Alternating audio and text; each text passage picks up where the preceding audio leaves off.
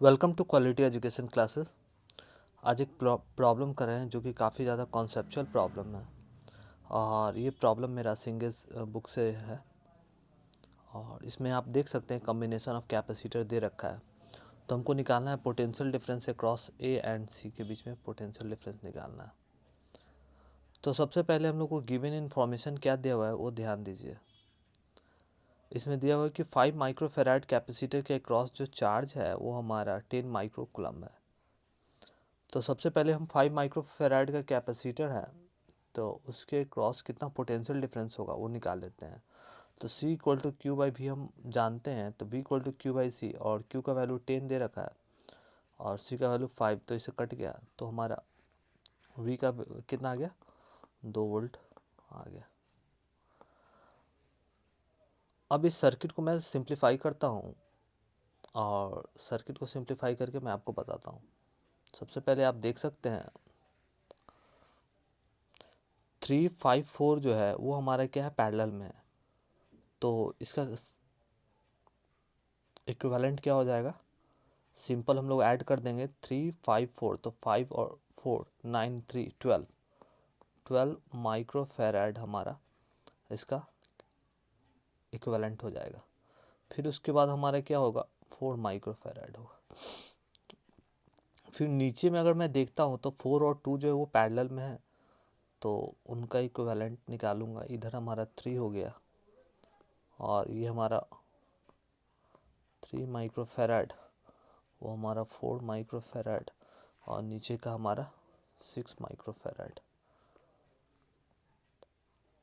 अब ये सर्किट को मैं सिंप्लीफाई कर लिया, ए और बी, और आगे हमको निकालना है ए और सी के बीच में पोटेंशियल डिफरेंस।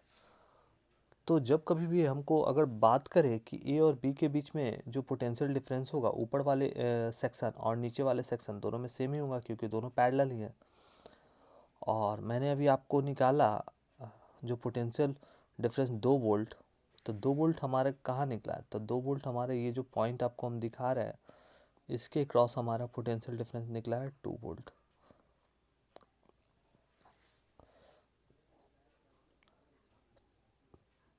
तो अगर मुझे इसके क्रॉस 2 वोल्ट पोटेंशियल डिफरेंस हमको पता है, एक कैपेसिटर के क्रॉस पता है, तो हम लोग क्या जानते हैं, कॉन्सेप्ट जानते हैं कि अगर मेरा इस तरह का कोई सेक्शन है, C1 है, C2 है और इसके cross total potential difference V है और यहाँ पर पोटेंशियल डिफरेंस V1 है, ये V2 है, तो V1 कैसे निकालते हैं, तो V1 equal to C2 into V upon C1 plus C2। और V2 कैसे निकालते हैं, V2 equal to C1 into V upon C1 plus C2। ये कॉन्सेप्ट हमको पहले से पता है। तो मुझे जो 12 माइक्रोफेराड जो हमारा इक्विवेलेंट कैपेसिटेंस है 3 4 5 माइक्रोफेराड का, तो वहाँ पर 2 वोल्ट हमको पता है, तो हम अगर ए और बी के बीच अक्रॉस अगर हम निकालना चाहेंगे तो निकल जाएगा। कैसे निकलेगा, तो आप देखिए, जब आपको यहाँ पर 2 वोल्ट आपको पता है और ये जो माइक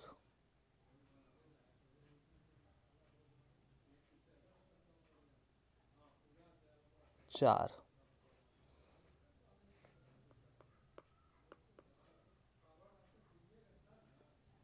नीचे वाला कैपेसिटर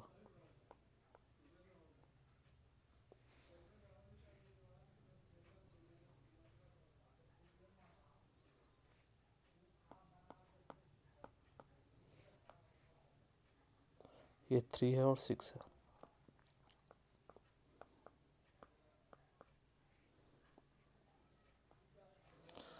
तो हम चाहते क्या कि टोटल पोटेंशियल डिफरेंस निकाले, तो हम कैसे लिख सकते हैं,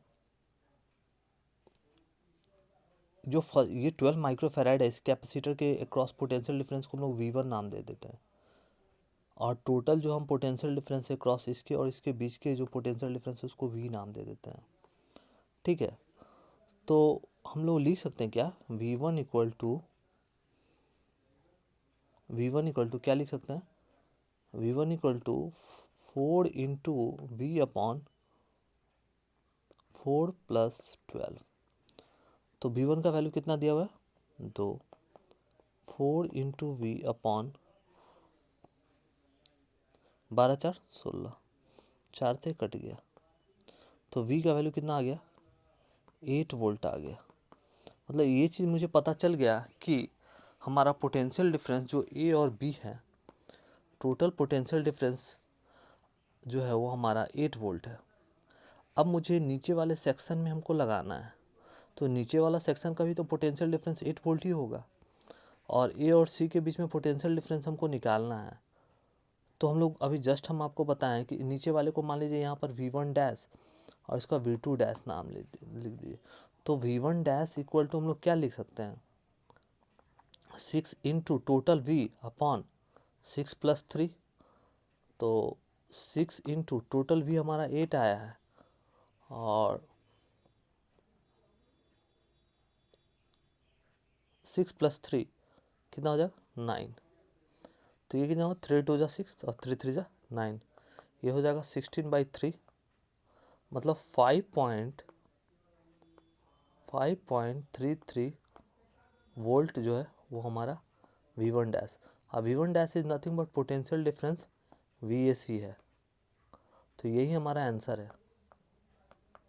तो फिर से मैं आपको एक्सप्लेन कर देना चाहता हूँ कि कैपेसिटर है, इस तरह का कॉम्बिनेशन दे रखा है, और हमको A और C के बीच में पोटेंशियल डिफरेंस निकालना था। तो सबसे पहले मैंने क्या किया कि सर्किट को सिंप्लीफाई कर लिया, और सिंप्लीफाई करने के बाद चूँकि मुझे 5 माइक्रोफेराड कैपेसिटर में दिया हुआ है चार्ज 10 माइक्रोकूलम, तो वहाँ से मैंने पोटेंशियल डिफरेंस निकाल लिया 2 वोल्ट। तो 2 वोल्ट जो होगा वो सभी के क्रॉस होगा 3 5 4, क्योंकि तीनों पैरेलल में।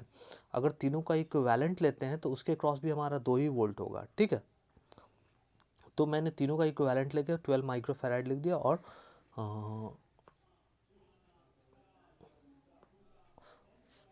12 माइक्रोफेराड आ गया, और ये हमारा 2 वोल्ट। अब क्या है कि मैं एक कॉन्सेप्ट जानता हूँ कि अगर मुझे दो कैपेसिटर, यहाँ पर आप देखिए C1 एंड C2 अगर कैपेसिटर कनेक्टेड है, इसके क्रॉस पोटेंशियल V1 है V2 है, और टोटल पोटेंशियल मेरा अगर V होता है, तो हम लोग क्या करते हैं कि रेस्पेक्टिव पोटेंशियल निकाल लेते हैं क्रॉस कैपेसिटर। V2 निकालना है तो C1 × V upon C1 + C2, अगर V1 निकालना है तो C2 × V upon C1 + C2। उसके बाद चूँकि 2 वोल्ट हमारा दिया हुआ है क्वेश्चन में, आप यहाँ देख सकते हैं नीचे में 2 वोल्ट यहाँ पर हमको क्वेश्चन में दिया हुआ है।